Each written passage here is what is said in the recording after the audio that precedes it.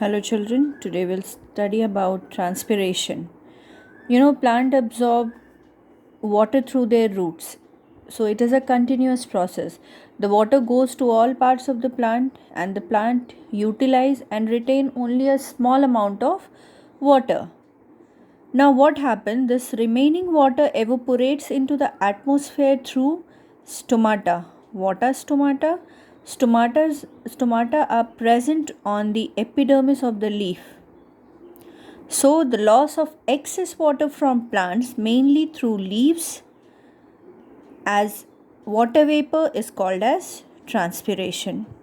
And this transpiration, it always takes place against the force of gravity. Now, there is always a relationship between an absorption of a water and transpiration. What happened? The greater the transpiration means the greater the loss of a water in the form of a water vapor, the greater will be the rate of absorption of water from the soil. And when water is lost through the leaves, what happened? A suction force is created which pulls up water from the xylem of the roots to the stem and then to the leaves, and this is called as transpirational pull. Now as a result, what happened? The amount of water in the roots gets reduced and water from the soil enters the root hair by the process of osmosis. And as I've already told you, osmosis continues and water moves up. Now if water lost through transpiration is more than the absorbed water by the root hair, what happens? The plant loses more water, resulting in the leaves and the flowers to droop, and this drooping of the flower is called as wilting. Now just see, what are the factors that affect the rate of transpiration? First, there are several factors like temperature, humidity, wind, sunlight. These are the factors that affect the rate of transpiration.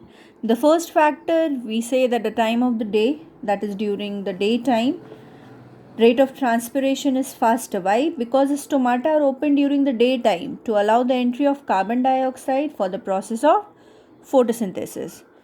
Now, second factor is temperature. Now, rate of transpiration increases with the increase in temperature. So that is why on a hot summer day transpiration is faster than on a cold winter day. Next, coming to humidity, rate of transpiration decreases with an increase in humidity, means inversely proportional. This happens because air has already enough moisture, so it cannot hold any more. Now coming to the last factor, that is wind. Wind increases the rate of transpiration because water vapor is quickly removed from the leaves. This is about factors. Now coming to the importance of transpiration. First is absorption. Now this transpiration helps maintain the concentration of sap inside the plant body. Now when leaves lose water through transpiration, more water is pulled upward through xylem to replace the lost water. It results in further absorption and transportation of water and minerals from the soil. Second importance is cooling effect. Now during the process of transpiration, water is evaporated from the plant. This evaporation causes cooling of the plant.